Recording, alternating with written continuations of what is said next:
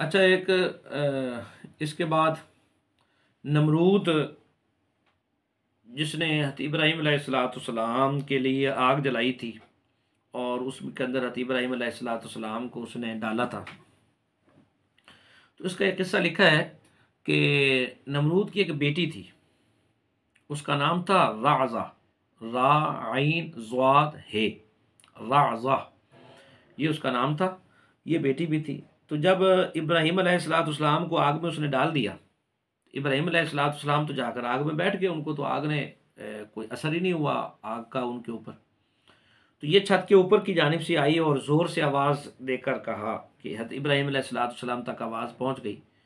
کہ اس بیٹی نے کہا، نمرود کی بیٹی نے جس کا نام رعزہ تھا، کہ یہ آگ آپ پر کچھ اثر نہیں کرتی؟ تو ابراہیم علیہ السلام نے کہا کہ میں اللہ کو ایک ماننے والا ہوں اور نمرود کو میں کچھ بھی نہیں مانتا، تو اس وجہ سے یہ آگ مجھ پر اثر نہیں کر رہی، اللہ کے حکم اسی طرح ہے آگ کو۔ تو نمرود کی بیٹی نے کہا کہ اگر میں اس آگ کے اندر آ جاؤں تو یہ مجھے بھی جلائے گی یا نہیں جلائے گی؟ تو ابراہیم علیہ السلام نے کہا کہ اگر تم میرا کلمہ پڑھ لو، لا الہ الا اللہ ابراہیم خلیل اللہ، یہ پڑھ لو، تو پھر آگ تمہیں بھی کچھ نہیں کہے گی۔ نمرود کی بیٹی نے وہ کلمہ پڑھ لیا اور کلمہ پڑھ کر بڑے بے دھڑک انداز کے اندر وہ آگ میں داخل ہوگی، تو آگ نے اس کو بھی کچھ نہیں کہا، وہ بھی نہیں جلی۔ وہاں پھر کچھ دیر ٹھہری رہی، پھر وہ واپس آئی اور اپنے باپ کو بہت برا بھلا کہا کہ یہ تم نے کیا کیا، یہ تو تم نے غلط کیا، یہ تو ابراہیم علیہ السلام صحیح راستے پر قائم ہے۔ اس پر باپ نے کہا کہ تم یہ کلمہ چھوڑ دو۔ اس نے کہا میں اب کلمہ نہیں چھوڑتی، میں نے پڑھ لیا ہے،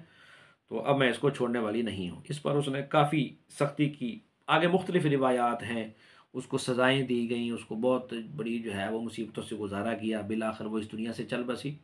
تو بہرحال یہ نمرود کی جو بیٹی جس کا نام رازہ تھا، یہ بھی ایمان والی عورت تھی۔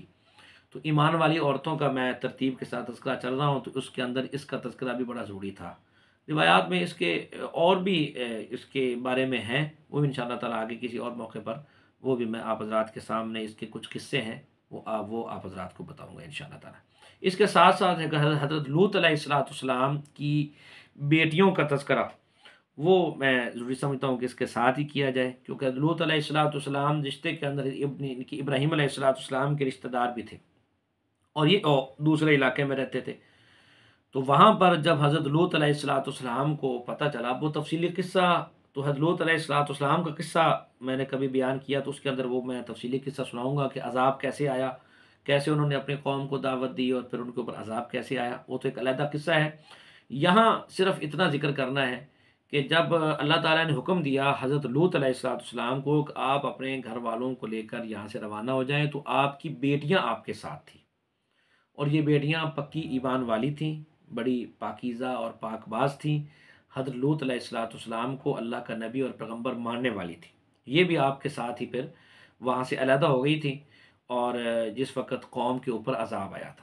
ایک روایت میں آتا ہے کہ حضرت لوط علیہ السلام کی بیوی جو ہے وہ کافروں کے ساتھ ملی ہوئی تھی، اس وجہ سے پھر وہ حضرت لوط علیہ السلام کے ساتھ نہیں مل سکی، وہ کافروں کے ساتھ ہی رہ گئی، اور آپ کی جو بیٹیاں تھیں وہ ایمان والیاں تھیں، اور وہ حضرت لوط علیہ السلام کے ساتھ ہی اس کنبے سے اپنا اس کافروں کے علاقے سے علیحدہ ہو کر اپنے والد کے ساتھ ہی علیحدہ ہو گئی تھی۔ پھر پیچھے کافروں پر عذاب آ گیا تھا، تو ساری کے ساری قوم ختم ہو گئی، اور یہ بیٹیاں حضرت لوط علیہ السلام کی، یہ حضرت لوط علیہ السلام کے ساتھ ہی تھی۔